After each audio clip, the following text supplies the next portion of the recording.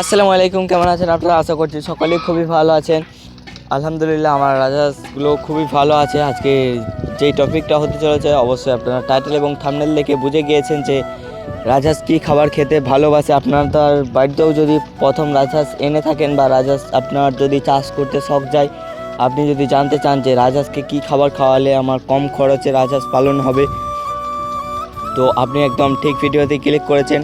ভিডিওটা শুরু করার আগে আমার একটা ছোট্ট অনুরোধ, আপনি যদি আমার চ্যানেলে নতুন হয়ে থাকেন তাহলে like, comment, share and subscribe করে দিও যদি আপনার ভিডিওটা ভালো লেগে থাকে। মূলত হচ্ছে রাজহাঁস বেশিরভাগ খেতে ভালোবাসে হচ্ছে দুব্বো ঘাস। যেই ঘাসটা আপনাদের গ্রাম এলাকায় যদি আপনি বাড়ি হয়ে থাকেন তাহলে অবশ্যই আপনি চিনবেন। আর ধান ভানানোর পর যেই কুড়োগুলো হয়, সেই কুড়োগুলো রাজহাঁসকে আপনি যদি ছোটোবেলা থেকে বা যেই সময় থেকে আপনার বাড়িতে আনবেন সেই সময় থেকে আপনি যদি তাকে কুড়ো খাওয়ানো প্র্যাকটিস করান, তো আপনার খুবই কম খরচে রাজহাঁস পালন হবে।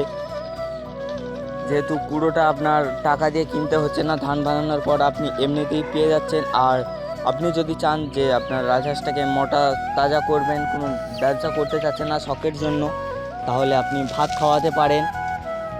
রাজহাঁস সবচাইতে ভালো যেই খাবারটা খায় সেটা হলো ঘাস। আপনারা দেখতেই পাচ্ছেন আমার কিনেতে যে আমার রাজহাঁসগুলো সারাদিন আমার ছাড়াই থাকে এমনি রাস্তার গায়ে। আপনারা আমার পুরনো যারা সাবস্ক্রাইবার আছে তারা হয়তো জানেন যে আমার রাস্তার গায়ে রাজহাঁসগুলো ছাড়া থাকে, তারা সারাদিন ঘাস খায়।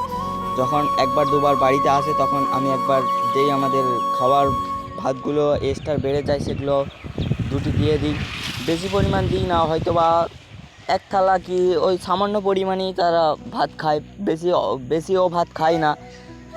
বেশি ভাত দিয়ে দিলে তারা কি করবে, লসকান করে দেবে। আপনারা যদি অল্প পরিমাণ যদি আপনারা ভাত দেন আর ঘাস দেন তাহলেই রাজহাঁস খেয়ে সন্তুষ্ট থাকবে, তাদেরকে বেশি কিছু খাওয়াতে হবে না।